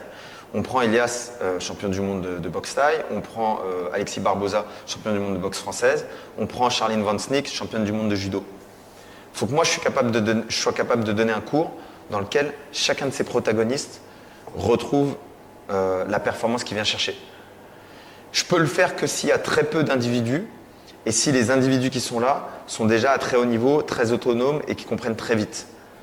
Et ça a été le défi. Et on a réussi avec Kenji, on était jusqu'à une ceinture de content, enfin la place avant de la ceinture au karaté combat. Alexis, champion du monde de kickboxing, 2 fois maintenant, puis là il est rentré au One FC. Charline, malheureusement, le parcours ne nous a pas permis de faire ça. Yoni, avec Alex Tekena, qui était un fight qui était serré, si elle gagnait, c'était le fight pour la ceinture, projet de fin de carrière. Yoni, Kenji Grillon et Charline, c'était 3 projets de fin de carrière. Puis on a des projets de début de carrière, mi-carrière. C'est le cas de Delphine Benouache, par exemple, qui nous a rejoints. Et donc, c'est marrant de voir comment on peut adapter les projets en fonction du moment de la carrière. Alexis Barbosa, projet de début, milieu de carrière, tu vois. Kenji, fin de carrière. Donc c'est marrant comment on peut adapter les choses. Et en tant que préparateur physique, entraîneur, tu as beaucoup de casquettes. Ouais. T'as pas cette envie de prendre un combattant et l'amener au plus haut niveau, tu vois? Est-ce que c'est... C'est quoi que tu appelles prendre un combattant et l'amener au plus haut niveau? Par Tu veux dire vu que début? Ouais, vu que tu t'occupes des combattants amateurs, t'as pas envie, tu vois, par exemple Delphine, l'amener jusqu'à l'UFC. Moi, c'est le projet avec Delphine. Voilà, ok. C'est le projet avec Delphine. T'as ces objectifs-là, je veux dire, aujourd'hui? Ce qu'il faut comprendre, que le plus dur à trouver pour un entraîneur, c'est un combattant qui est prêt à faire les sacrifices de ses objectifs. D'accord, ouais. Donc, la chance qu'on a avec Delphine, c'est que c'est une combattante qui est prête à faire les sacrifices de ses objectifs. Elle a des objectifs qui sont hauts, elle a des sacrifices qui sont hauts. Et elle est prête à faire ces sacrifices. Souvent, il y a une dissonance entre les deux. Tu as des objectifs qui sont là, mais ton style de vie ne reflète pas tes objectifs. Quand tu as les deux, il faut foncer. En tant qu'entraîneur, quand tu trouves quelqu'un qui a les deux, il faut foncer. Et Nico, je voulais parler de la casquette de nutritionniste, parce que beaucoup te connaissent aussi dans le cutting. Il n'y a pas longtemps, tu avais fait un podcast avec The French Savagerie sur le cutting, enfin tu en as fait beaucoup, tu es connu dans ça, beaucoup de combattants font appel à toi. Je vais poser une question banale. Est-ce que le cutting c'est dangereux pour les combattants? Quand on voit des vidéos, par exemple je fais référence à celle de Ramzan, moi quand je vois ça, je trouve que c'est dur. Là, on voit Taylor là, qui vient de cutter. Tu vois, quand on les voit, en fait, c'est des moments difficiles. Qu'est-ce que tu en penses, toi, même si je sais que c'est ton métier, de justement optimiser et de faire que c'est pas dangereux, mais en soi, quand on voit l'état... Il y a des cuttings qui sont dangereux. Tu vois, il y a des cuttings qui sont durs sans être dangereux. Et il y a des limites à pas dépasser pour justement pas rentrer dans cette zone de danger. Maintenant, c'est dur. Par définition, c'est dur. Par définition, tu es obligé de le faire parce qu'à haut niveau, la reprise de poids, elle est tellement importante que tu es obligé de le faire. Maintenant, moi, mon but en tant que nutritionniste, c'est pas de faire en sorte que tu sois le plus lourd possible le jour du combat. C'est que tu sois le plus performant le jour du combat et que tu fasses ce cutting avec le moins de danger possible. Et c'est pour ça que sur le cutting de Ramzan, et on le voit dans la vidéo qu'ils ont publiée après, moi, j'ai aucun souci à dire stop, on met fin au cutting. Parce que moi, je suis pas là pour qu'on finisse à l'hôpital. Je suis pas là pour que... non. Tu sais quoi? Tu es arrivé trop lourd. Il y a un problème dans ton régime. Tu n'as pas fait le régime comme il fallait. Tu t'es déshydraté trop tôt. Il y a des conditions qui ne sont pas bonnes. Là, on est en train de mettre ta santé en péril. On coupe le cutting. C'est pas, je ne vais pas préserver une image de Smart Fight au détriment de ta santé. Donc, non seulement on coupe, mais on réhydrate par perfusion et tu vas être plus lourd. Mais c'est fait exprès. C'est parce que je ne veux pas mettre en péril ta santé. Et donc, non, voilà. Je sais que pas de souci là-dessus. Le cutting, c'est dans la culture depuis des années, depuis la lutte, tout ça. Mais est-ce que tu penses qu'un jour, il va y avoir un système, je ne sais pas si c'est un préparateur, est-ce que c'est les organisations qui vont essayer de faire en sorte que, non, parce que justement les combattants ne s'infligent plus tous les systèmes qui ont été créés, après c'est une question d'argent, mais tous les systèmes qui sont créés, c'est-à-dire que même si tu fais une pesée tous les jours, monde amateur, les mecs ils font un cutting tous les jours. Je crois les intraveineuses aussi, à un moment qui étaient utilisées, qui ont été... Alors les intraveineuses, ça c'est le jeu, c'est pour la recharge, mais c'est interdit à l'UFC. Mais tu fais une pesée tous les jours, les mecs ils vont faire un cutting tous les jours. Tu fais une pesée le jour même, les mecs ils vont faire un cutting le jour même. Et est-ce qu'en amateur, tu ne conseilles pas aux combattants de faire des... Je conseille d'être le plus proche possible de son poids de combat pour les amateurs. Pourquoi? Parce que c'est une période de ta vie où tu veux te focaliser sur le développement de tes compétences techniques, tactiques. Tu ne veux pas passer des camps à te concentrer sur la nutrition et le poids. C'est pas ça l'objectif. Nico, actuellement, Nassourdine Imavov, Venom Training Camp, tu t'occupes donc de sa préparation. C'est l'actualité du moment, que je pense que tout le monde a envie que je te pose plein de questions là-dessus. Comment ça se fait que tu te retrouves à préparer Nassour, même si on sait que tu es au MMA Factory, vous vous connaissez, Aujourd'hui, c'est toi qui t'occupes de, j'ai envie de dire, de cette échéance qui est monstrueuse, qui est, je pense, la plus importante dans la carrière de Nassourdine. Ouais.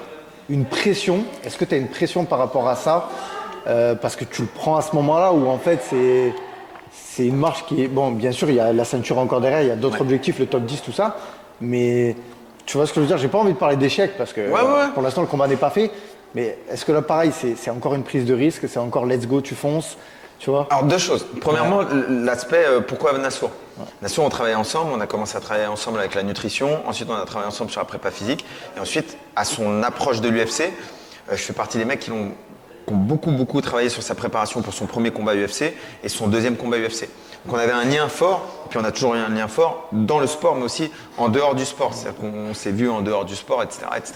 Donc il y avait ce lien, ce respect pour la qualité du travail, ce respect pour l'humain. Et Nassour, il avait envie de retrouver ce truc-là vraiment humain, qualitatif, mais humain.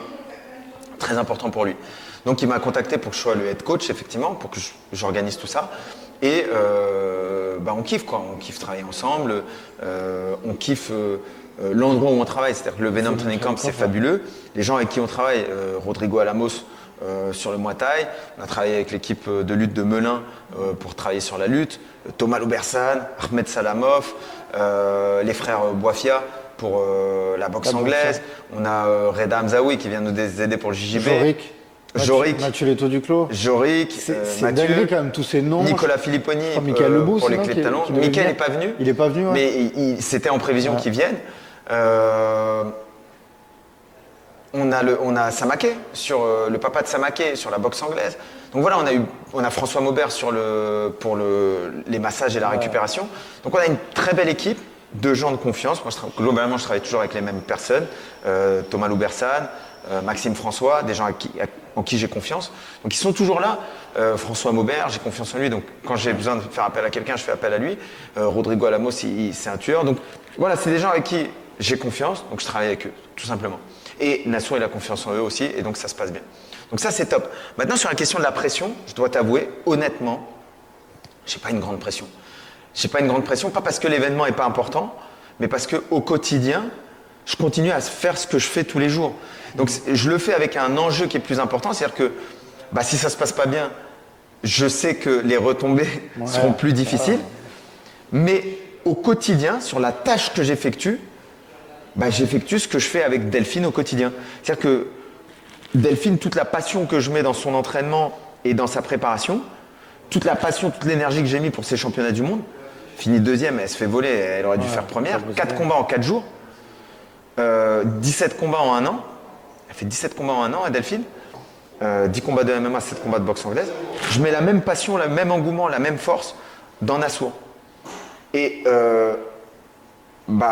avec le fait que Nassour, c'est un autre niveau, avec le fait que les sparring partners qu'on a, c'est encore un autre niveau aussi, etc., etc. Mais c'est le même travail que je fais, la même passion, le même... Nassourdine, pour moi, je pense que tu es l'une des personnes qui le connaît le mieux, avec ses frères et avec les personnes aussi du MMA Factory. Il y a quelque chose qu'on dit toujours sur Nassourdine, c'est qu'il est meilleur à l'entraînement qu'en combat. Est-ce qu'aujourd'hui, tu travailles là-dessus? Est-ce que c'est quelque chose qui s'explique? J'ai besoin d'avoir ton avis là-dessus, en fait. Il y a un gap que tu peux créer, un fossé que tu peux créer entre ton niveau d'entraînement et ton niveau de combat, selon l'importance que tu accordes à l'échéance, selon ton niveau de relaxation, etc. Cyril Gane, c'est un mec, pareil quoi, il s'en fout quoi, il rentre en combat, machin. Taylor, il est meilleur en combat qu'à l'entraînement. Ça le galvanise, ça le rend encore meilleur. Nassour, pendant longtemps, il était moins bon et progressivement il a fermé ce gap. Quand on voit ce qu'il a fait contre Sean Strickland, waouh! Quand le combat il se joue pas tant que ça. Si tu regardes bien le combat, on l'a regardé récemment. Quand tu regardes son combat contre Chris Curtis, masterclass qu'il était en train de faire, comment il a tué. Donc Nassour aujourd'hui, il a prouvé, il n'a pas eu les résultats sportifs qu'il voulait en 2023, mais il a prouvé par contre que son niveau, c'était un niveau top 10, voire top 5 UFC. Maintenant, il faut qu'on concrétise tout ça avec Roman Dolidze. Pour moi, la meilleure façon que j'avais de préparer Nassour, c'était de dire on va te prendre des sparring partners qui sont très très qualitatifs, très forts, et ensuite on va être très exigeant sur les choix que tu fais en combat, sur les décisions que tu prends, sur les actions que tu gagnes. C'est-à-dire que Tu peux regarder un sparring et dire « t'as gagné le sparring, ça me suffit ». Niveau 1, t'as gagné le sparring, ça me suffit. Niveau 2, t'as gagné le sparring, mais il y a des actions que t'as fait, que t'as perdues. Comment on fait pour ne plus perdre ces actions-là? Niveau 3, il y a des actions que t'as fait qui sont dues à des choix. Comment on fait pour ne plus prendre ces mauvais choix? Et quels choix on peut prendre? Et nous, le travail qu'on fait avec Nassour, c'est de faire en sorte que ils deviennent 3, 4, 5 fois plus dangereux, pas parce que je lui ai appris une nouvelle technique qu'il ne connaissait pas, etc. Il y a quelques techniques qu'on travaille, mais globalement, les techniques qu'il connaît, mais les choix qu'on fait, quels choix on fait à ce moment-là? Quels choix on fait en défense de lutte, en attaque de lutte? Quels choix on fait au corps à corps? Quels choix on fait en distance? Et quand est-ce qu'on fait ces choix-là? Et notre but, le travail qui est dur, qui est un travail de fond, notre but c'est de dire, ok, il y a des moments où tu faisais des choix qui facilitaient le combat pour l'adversaire. Ces choix-là, on va les enlever et on va rajouter un maximum de choix qui complexifient le combat contre tes adversaires. Et on va faire en sorte que ton adversaire, dans le combat, il ait le moins de temps possible dans lesquels il est capable de dominer ces mini-actions, ces mini-instants de combat. On enlève ces trucs-là. Et on les enlève pour Dolidze, mais on les enlève pour tous les combats qui vont venir après Dolidze. Parce que moi, Nassour, là, je l'aurais eu sur 2 mois. Ouais, c'est court. Mais en On va vrai, voir les résultats aussi. le fin fond du travail qu'on est en train de faire là, on le verra dans 1 an. Ouais. Tu vois, dans 1 an, on aura le Nassour sur lequel on travaillera depuis 12 mois. On va voir beaucoup de choses parce qu'il progresse très vite. Mais vraiment, vraiment, vraiment tout le travail qu'on met en place, je pense que ça va prendre 1 an. Et justement, Thomas, il me disait que des personnes au Venom m'avaient dit qu'on n'avait jamais vu Nassour avec ce côté méchant. Ouais. Est-ce que c'est aussi un objectif pour toi de faire un nouveau Nassour, un Nassour 2.0 ou pas du tout? Toi, c'est... Je sais pas si je suis convaincu, tu vois, par ce truc 2.0. Okay. Moi, j'aime le factuel. Tu vois, j'aime le factuel. Donc j'aime dire, ok, là regarde, on a regardé avec Nassour tous les combats de Dolidze. Ensuite, on a regardé tous les combats de Nassour. Après, on a regardé les sparring qu'on a fait. Et ensuite, on regarde et on se met d'accord. Je dis, regarde Nassour, moi je pense que cette action-là, si tu fais ça, je pense que c'est beaucoup plus dur. Qu'est-ce que tu en penses? Ah ouais, je pense que ça. Ouais, mais là, Nico, c'est parce que. Ah ouais, t'as raison en fait. Là, moi je pense que. Non, mais en fait, on peut pas faire. Et donc, on est sur une discussion. On regarde, on teste, on fait venir Ahmed, ok, on teste. Ah ouais, ça marche. Ahmed il dit, ah ouais, mais je pense que. On fait venir Thomas, toi, t'en penses quoi? Ah ouais, moi j'ai vu là-dessus. Et donc, on travaille, c'est presque un brainstorming constant entre l'élite des différentes disciplines pour avancer. Daguerre, il a des conseils de malade. Daguerre, il parle peu. Et d'un seul coup, il va dire, bras de levier, boum, c'est la bonne solution. Il va pas parler, il va dire, tiens, il y a ça, sinon, boum, c'est une bonne solution. Et en fait, Daguerre, il observe beaucoup, on est très très aligné avec Daguerre, et c'est marrant parce que d'un seul coup, il va sortir un truc, bam, il sait le truc. Et donc, super intéressant de travailler sur ces trucs-là. Et ça prend du temps, Et c'est le travail invisible. Parce que c'est pas le travail de est-ce qu'on a gagné le round. Moi, je lui dis, je m'en fous que tu gagnes le round. C'est est-ce que tu as gagné le round comme on veut gagner le round. Pour que on arrive sur le truc. Et là, comme on est dans les dernières semaines, j'étais très exigeant avec lui. Je vais le lâcher un peu plus. C'est-à-dire que je vais le laisser un peu plus, lui et son instinct. D'accord. Sur les derniers sparring qu'on va faire, donc cette semaine et peut-être un la semaine prochaine, je vais moins intervenir. Je vais le laisser plus parler son corps, son instinct. C'est-à-dire qu'on a fait plein de trucs, et maintenant, prends tout ça, Nassour, et toi, avec ton sens du combat, fais-le. Et ça, il est super fort à faire ça. Tu travailles des techniques, tu travailles des trucs, tu lui mets tout ça en tête, et après tu lui dis, Nassour, fais à ta façon. Et quand tu lui dis ça, c'est marrant, il fait à ta façon, mais avec ses ajustements à lui. Incroyable. Et Roman Dolidze, numéro 7, il est fort. Qu'est-ce que tu en penses rapidement? Il est fort, un mot sur... gros bras arrière, sol de tueur à gage. Tu l'as analysé, j'imagine, de tous les côtés. De fond en comble, double leg tête extérieure. Ça, tu prends plaisir, Nico, à regarder tous les combats? C'est Aldric qui disait qu'il, pour Manon, il regardait tous les combats et pourtant on sait que les divisions féminines, c'est pas toujours les combats les plus faciles. Toi, dès que tu as eu l'annonce de l'adversaire pour Nassourdine, direct, tu regardes tout? Ouais, donc je regarde tout, je regarde tous les combats aussi de la personne que je coach, parce qu'il faut voir comment lui il réagit, ce qu'il met en difficulté, ce qu'il aide ou pas. Et aujourd'hui, la majorité des combats de MMA que je regarde, c'est des combats de préparation. Je regarde très peu de combats Là, ce soir, on va regarder Taylor. S'il y a un gros titre, je vais regarder. S'il y a un événement, parce qu'il y a Leon Edwards, par exemple, c'est un combat que je veux rattraper parce que je veux voir comment il a défendu la Colby, lutte de Colby. ouais. Tu vois, j'ai pas vu le combat encore, mais je veux le regarder pour voir comment il a défendu la lutte. Mais sinon, je regarde. Comme je dis souvent, quand je vais aux événements, je vais à Arès, je coach, et après tous les autres combats, je suis dans les gradins en train de parler avec des potes du MMA. Mais je regarde pas les autres combats. Mis à part si c'est vraiment un proche qui combat et je veux voir comment il a évolué, je regarde s'il y a un intérêt technique ou émotionnel. Mis à part ça, j'ai vu trop de combats de MMA et j'éprouve plus forcément de plaisir à regarder un combat pour regarder un combat. D'accord. Il faut qu'il y ait un enjeu. Ouais, bien Il faut sûr, que ce je soit un ami qui combatte, et attachement émotionnel, Taylor qui combat ce soir, ou que ce soit attachement technico-tactique, comment il a fait pour battre ce mec-là. Et le combat de Nassourdine Imavov vs Roman Dolizé, est-ce qu'aujourd'hui, dans ta carrière d'entraîneur, c'est le combat le plus important? Oui, de loin. Ouais. Ouais, sans conteste, de loin, tu peux pas dire. Je dirais même que, allez, je pense qu'il y a maximum 5 coachs de MMA français qui ont eu un combat qui est aussi important. C'est-à-dire qu'un combat d'un numéro 10 mondial UFC contre un numéro 11 mondial contre un numéro 7 Ça va. en main event 5x5 main event à Las Vegas. Je pense qu'on peut compter sur les doigts d'une main le nombre de coachs qui ont eu une responsabilité aussi grande en tant que head coach sur un combat en France. Et vu que là, on parle du UFC, je voulais te demander un petit peu deux, trois combats qui viennent d'être annoncés, ce que tu en penses. Vas-y. Le premier, j'imagine, Dustin Poirier vs Benoît Saint-Denis. Ouais. Parce que Nicolas, c'est quelqu'un qui. J'aime beaucoup aussi tes podcasts, comment tu parles des combats. Que tu as tellement à faire que tu n'as pas tout le temps de faire des analyses. Je repense aux analyses de John Jones Cyril Gane. contre Cyril Gane, mais aussi Francis Ngannou. Cyril Gane, pour moi, tu étais l'un des plus Avoir près vu des failles. et surtout qui a réussi à l'expliquer. Voilà.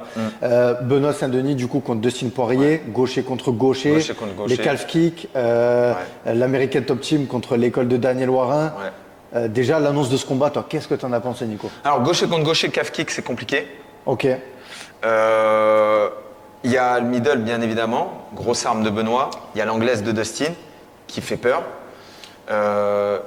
La clé pour Benoît, on la connaît. Et l'avantage pour Benoît, c'est que à tout moment, il peut. L'avantage pour Benoît, c'est que le point faible de Dustin, c'est son point fort. Donc pour moi, le chemin pour Benoît, il est tout tracé. C'est-à-dire emmener Dustin au sol et l'étrangler, notamment un étranglement arrière, ce serait l'idéal. Pour moi, c'est le chemin tout tracé pour Benoît. Être agressif avec les middle, le mettre contre la cage, le faire tomber à partir d'une lutte contre la cage, aller chercher le dos, étranglement arrière. Pour moi, c'est le chemin tracé pour Benoît. Pour Dustin, le chemin, c'est contrer les kicks avec de l'anglaise, défendre la lutte et éviter de se faire cadrer contre la cage, et ensuite frapper fort en anglaise. La clé du combat, c'est qui imposera son jeu. Si on est au sol, je pense que Benoît arrivera à le soumettre. Si on reste debout, c'est très dangereux pour Benoît. Dustin, il frappe extrêmement fort, et Benoît, il prend quand même pas mal de coups. Donc je pense que c'est dangereux pour Benoît si ça reste debout, et c'est très dangereux pour Dustin si ça va au sol. Mais si je dois faire un pari, je dis Benoît, Cocorico par RNC, et peut-être deuxième round. Benoît, tu as du mal à le placer dans les autres rounds parce qu'on ne l'a pas vu dans les autres rounds, parce que c'est beaucoup de finish premier round, parce qu'il dégage beaucoup d'énergie. Donc c'est du premier et du deuxième round pour moi. Ce combat, il n'est pas encore officiel, mais il va arriver en 2024, c'est sûr et certain. Thomas Spinal contre Cyril Gane. Ok, Spinal, Cyril Gane. Alors moi, alors encore une fois, je vais être Cocorico, forcément. Ouais. Mais Impressionné par le niveau de Thomas Spinal, autant qu'il a au sol déjà, il est Non, monstrueux. il est Quand on voit ce fort. qu'il a fait à Volkov, et là ce qu'il vient de faire à Sergei qui frappe comme Francis Ngannou, ouais. je pense sans me tromper, non? Il est Personne fort. frappe comme Ngannou. Non, peut-être. personne ne pas. Ok. Personne frappe comme Ngannou, et Cyril a géré Ngannou. Ouais, C'était abusé. d'une main de maître. Tu fais un coup de pied retourné à Francis Ngannou, Ouais, puis les là- mains basses. Il a transformé Francis Ngannou en lutteur. Quoi. C'est Incroyable. Ouais, voilà. Donc pour moi, Avec ça. Cyril Gane, en fait, j'arrive pas à voir un combattant qui pour moi peut inquiéter Cyril Gane en pied-point. Je n'arrive pas à visualiser ça. Cyril Gane, c'est un surdoué. Maintenant, les échos que j'ai, c'est Cyril Gane, c'est un surdoué, et maintenant il est devenu bosseur. Et il bosse quoi? Il bosse sa lutte. Alors, avec des lutteurs gréco, avec des mecs du judo. C'est pas forcément la lutte que je bosserais plus sur de la libre, mais le niveau de talent de Cyril, etc. Moi, si tu me dis que Cyril il gagne ce combat contre Tom Espinal, je suis pas choqué. Et Nicolas, tu vois, tu me parles de la lutte de Cyril Gane. À un moment, c'est beaucoup ce qui a été critiqué de l'enseignement du MMA Factory. Ouais. Est-ce que tu penses, sans critiquer le MMA Factory, je me permettrai pas, mais que l'accent n'a pas été mis sur justement la lutte, même si on peut pas rattraper toutes ces années de retard, j'imagine, et que les points forts de Cyril Gane, c'est le striking. Toi, c'est quoi ta vision? Est-ce que tu as un combattant, ses points forts, c'est le striking, tu vas tout mettre sur ses points forts, quitte à un peu, tu vois, pas trop travailler sur ses points faibles, ou au contraire, toi, qu'est-ce que tu en penses? Première question, est-ce qu'on a assez, pour moi, est-ce que je pense qu'ils ont assez travaillé la lutte? Je pense qu'après la défaite contre Francis Ngannou, ce qu'il fallait faire, c'était prendre un coach de lutte ou un sparring partner de lutte, lui dire, écoute, on fixe les horaires, 3 fois par semaine tu vas venir, et 3 fois par semaine on va lutter. Et au bout d'1 an, ton niveau en lutte, il va bien s'améliorer. Moi, je pense que c'est ça qu'il aurait fallu faire. Je pense qu'il y a eu tout un trou. Cyril, il a eu des blessures, il a eu un autre combat entre-temps, etc. Et finalement, quand il y a eu l'annonce du combat contre John Jones, il y avait peu de temps pour préparer. Ils ont fait certainement un bon camp pendant ce temps-là, mais le temps était trop court. C'est pas un mois je crois qu'il y avait 1 mois, c'est pas pendant 1 mois que tu peux préparer la lutte. Maintenant, ceci étant dit, je ne sais pas si, à un moment dans sa carrière, même avec 3 ans de lutte, Cyril Gane aurait pu battre le John Jones de ce soir-là. Parce que ce que je dis tout le temps, c'est qu'il ne faut pas oublier que John Jones, la raison pour laquelle il a pu lutter Cyril Gane, c'est qu'il a mis en danger Cyril Gane sur la boxe.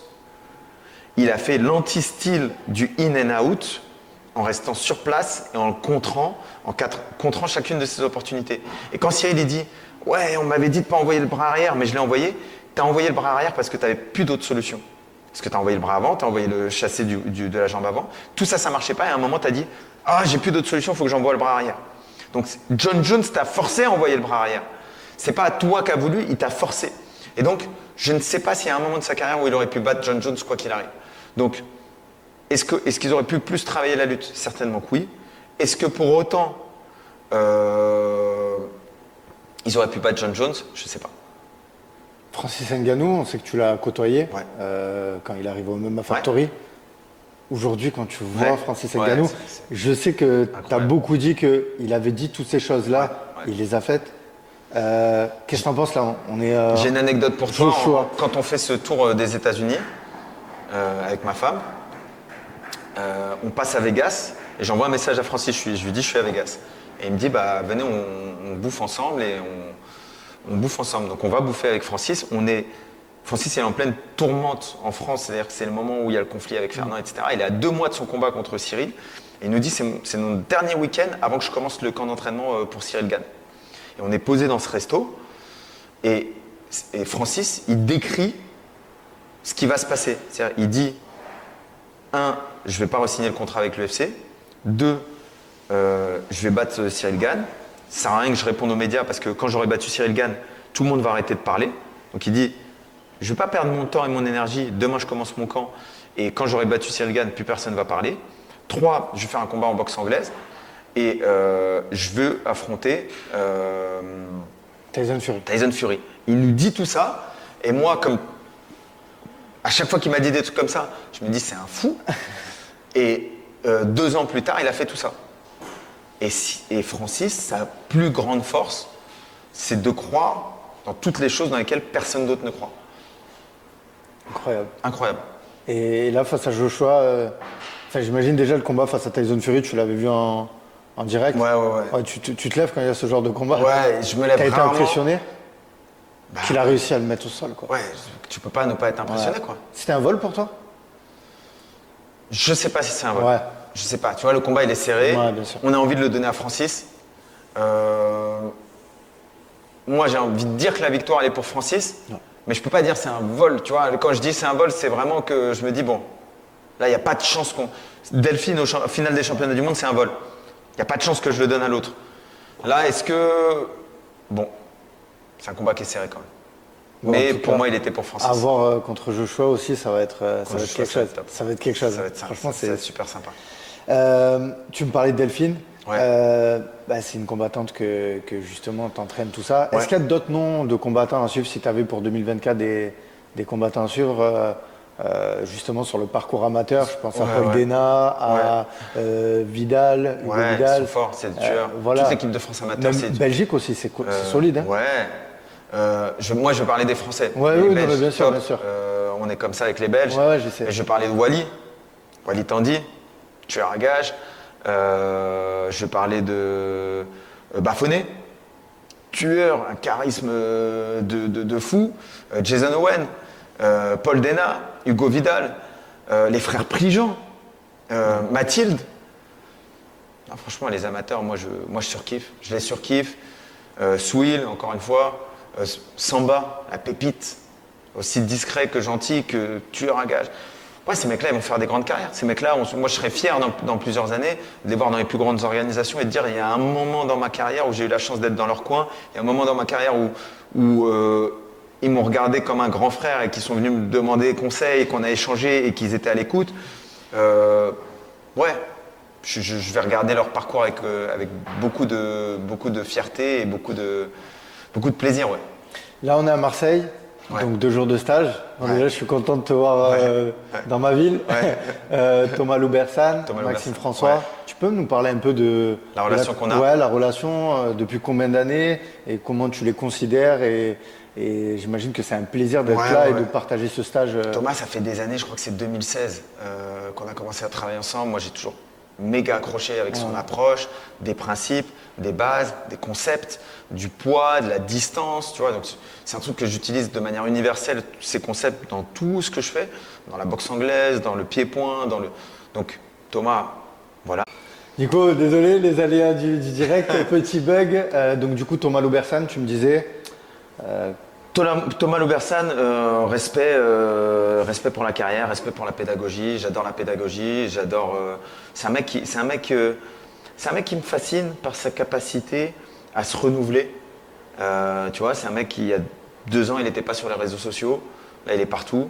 Il fait des stages dans toute la France. Il a créé le Rascamp, qui est un concept incroyable. J'ai vu que tu avais participé. Il s'est fédéré, il s'est rassemblé.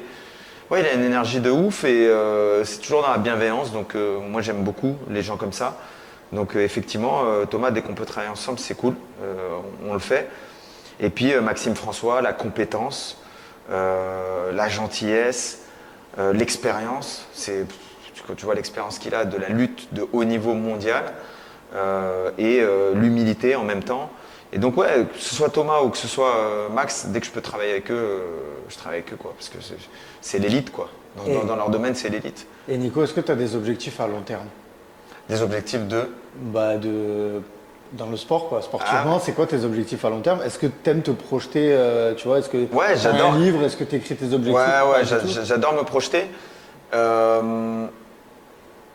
Mais c'est des objectifs qui dépendent de gens, tu vois, toujours. Okay. Donc pour Delphine, on a un objectif, pour Jorik, on a un objectif, et pour Nassou, on a un objectif. Et si on reste suffisamment ensemble, parce que tu vois, c'est comme ça que ça fonctionne, quoi. Et ben ouais, j'espère qu'on va se rapprocher de ces objectifs, et j'espère qu'on va monter dans les catégories, et qu'on va faire des belles choses à l'UFC, quoi. En tout cas, c'est tout ce que je te souhaite. Nico, c'était vraiment un plaisir. Moi, je suis un fervent fan de ta personne, de ce que tu dégages, de ton podcast, enfin de même ta vision de la préparation physique, de la nutrition. Donc c'était vraiment un honneur de passer ces 1h30 à échanger avec toi. Donc voilà, plein de bonnes choses pour 2024. Merci infiniment pour toi et ton podcast, et merci à tous ceux qui ont regardé la vidéo jusqu'à la fin. Merci Nico. Tchuss.